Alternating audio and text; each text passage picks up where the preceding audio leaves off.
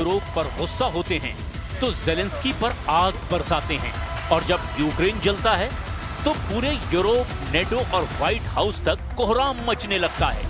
Ukraine के जापोरेजिया में हाहाकार की वो तस्वीरें हैं जिसकी दहशत तेजी से फैल रही है। क्या अब यूक्रेन पूरी तरह तबाह होने वाला है? पुतिन का युद्ध भड़काने वाले यूरोप के 3 लीडर कौन हैं?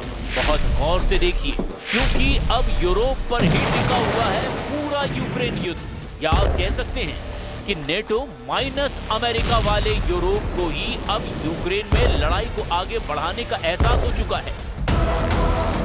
पहले है फ्रांस के राष्ट्रपति इमैनुअल मैक्रों, दूसरे हैं ब्रिटेन के प्रधानमंत्री कीर स्टारमर, तीसरे हैं जर्मनी के चांसलर फ्रेडरिक मर्ज, और ये तीनों इस वक्त पुतिन की आंखों की सबसे बड़ी किरकिरी बने हुए हैं। जर्मनी की तरफ से ऐसा बयान आने की एक बहुत बड़ी वजह भी है डोनाल्ड ट्रंप, जिन्होंने एक पीस प्लान बनाने के बाद जेलेंस्की को यूरोप की चौखट पर छोड़ दिया है। और जेलेंस्की के पास इस वक्त कोई विकल्प नहीं बचा, क्योंकि पुतिन ने कह दिया है कि ट्रंप के पीस प्लान को लेकर वो कोई समझौता नहीं करेगा। अमेरिका ने 28 पॉइंट का शांति प्रस्ताव दिया था, पुतिन इस पर राजी थे, लेकिन जेलेंस्की ने इसे मानने से इनकार कर दिया। अब जिनेवा में हुई बैठक में जेलेंस्की की डिमांड पर यूरोप ने एक नया प्रस्ताव बनाया है जिसमें 19 पॉइंट शामिल किए गए हैं। अब पुतिन इससे राजी नहीं है और इसी प्रस्ताव वाले विवाद को जेलेंस्की का जिनेवा कांड माना जा रहा है, जहां वो यूरोप को अपने इशारों पर नचाकर मनमाफिक युद्ध विराम प्रस्ताव तैयार कराना चाहते हैं। Good result from Geneva and from the meetings and talks that took place there. Ukraine has the framework developed by our teams in Geneva. That framework is on the table, and we are ready to move forward together with the United States of America, with personal engagement of President Trump, and with Europe, with leaders, and with all partners who have the strengths and capacity to help. And I am ready to meet with President Trump. रूस ने साफ कह दिया है कि Ukraine का हल Zelensky के हिसाब से नहीं निकलेगा, और जब तक उसकी मांग नहीं मानी जाएगी तब तक जेलेंस्की के शहर पुतिन के गुस्से का सामना करते रहेंगे। रूस ने ऐलान कर दिया है कि वो अमेरिका की तरफ से आए शांति प्रस्ताव को खारिज कर सकता है। रूस ने कहा कि अगर इसमें उसकी मूल मांगों को शामिल नहीं किया गया तो इस पीस प्लान का कोई मतलब नहीं रह जाएगा। Ну, я пока не могу говорить, хотя оно, в принципе, определено. Считанные дни, это значит уже на следующей неделе? Вы же сказали дни, а не недели. Ориентировочно, да, на следующей неделе. Сейчас будем работать. ऐसा कोई दिन नहीं गुजर रहा जब यूक्रेन जख्म नहीं झेल रहा। कभी यूक्रेन की राजधानी टारगेट बनती है तो कभी खार्किव, ओडेसा या फिर जापोरेजिया जैसे शहर। रूस यूक्रेन पर लगातार ड्रोन और मिसाइलों से बड़े जालिम अटैक कर रहा है। ये बात जेलेंस्की बार बार दुनिया को बता रहे हैं, लेकिन ये बताते हुए उन्हें अब 4 साल होने वाले हैं। At a crucial juncture, negotiations are getting a new impetus, and we should seize this momentum. Not because there is reason for alarm, Ukraine is solid, Russia is slow, and Europe is steadfast, but because there is finally a chance to make real progress toward a good peace. But the absolute condition for a good peace is a set of very robust security guarantees and not paper guarantees.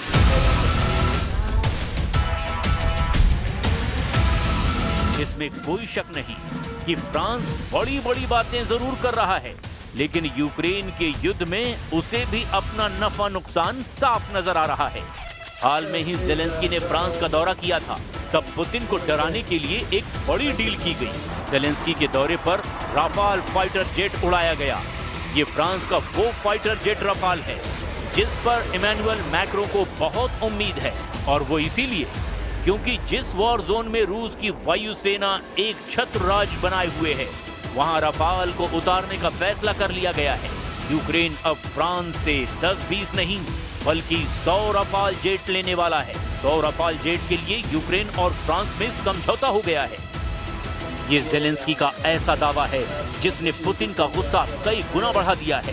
Putin Europe का इरादा समझ चुके हैं, इसीलिए Putin के target पर Ukraine के बाद फ्रांस बताया जा रहा है। लेकिन जेलेंस्की का हौसला बढ़ाने वाले वर्ल्ड लीडर्स में ब्रिटेन के प्रधानमंत्री भी शामिल हैं।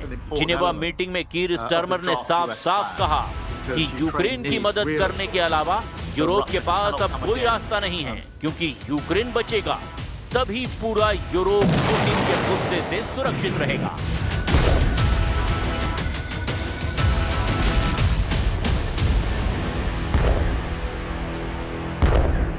And of course, we need to keep supporting Ukraine's defense. Ukraine is holding the line fearlessly, and it's the line of their sovereignty and their defense, but it's also our line as well, because this is about European freedom, our values, and our security. And so the UK will deliver more air defense missiles in the coming week. And I urge everyone in that spirit to dig deep and see what more support you can provide.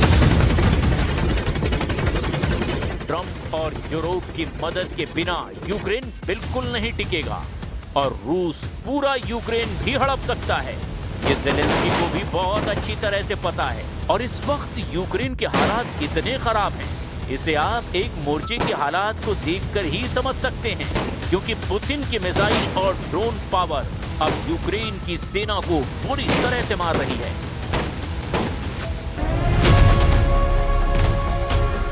रूस का दावा है कि Kharkiv के war zone में Ukraine के 5000 सैनिक फंसे हुए हैं। रूस ने कहा कि ओस्किल नदी के पूर्वी तट पर यूक्रेन के करीब 5000 सैनिकों को चारों तरफ से घेर लिया गया है। इन हालात में रूस ने अब यूक्रेन पर हथियार डालने का और दबाव बनाना शुरू कर दिया है। अब 5000 सैनिकों को सरेंडर करना ही पड़ेगा, नहीं तो वो मारे जाएंगे। रूस के ड्रोन अब यूक्रेन से आगे नेटो के इलाके में पहुंच चुके हैं। दावा किया गया है कि रूस के 4 ड्रोन मोल्दोवा को पार करके अब रोमानिया की एयर स्पेस में भी दाखिल हुए हैं। रोमानिया नेटो का सदस्य देश है और उसके आसमान में पुतिन के ड्रोन पहुंचने का मतलब है पूरे नेटो में खलबली। रोमानिया के इसी मिलिट्री बेस पर तैनात फाइटर जेट, जिसमें कई नेटो के लड़ाकू विमान भी हैं, वो पुतिन के ड्रोन को रोकने के लिए एक्टिव कर दिए गए हैं। Incursiune a unei drone rusești, o nouă provocare a Rusiei la adresa României, o dronă pe care armata română și Eurofighterele germane au încercat să o dea jos. A fost găsită o dronă undeva în județul Vaslui, o dronă fără încărcătură, probabil este aceeași dronă pe care au încercat să o dea jos avioanele au. Romania के एक military base पर हलचल अचानक बढ़ी है। यहाँ अमेरिकी सैनिक पहुंचे हैं। रोमानिया के सैन्य अधिकारियों को जब ये पता चला कि रूस अब रोमानिया को अपनी जद में ले रहा है, तो बहुत ज्यादा चौकन्ने हो गए। रोमानिया के मिलिट्री बेस पर जर्मनी के यूरोफाइटर टाइफून भी देखे जा सकते हैं, जो नेटो का फ्रंट लाइन लड़ाकू विमान है। ब्लैक हॉक हेलीकॉप्टर भी उड़ान भर रहे हैं।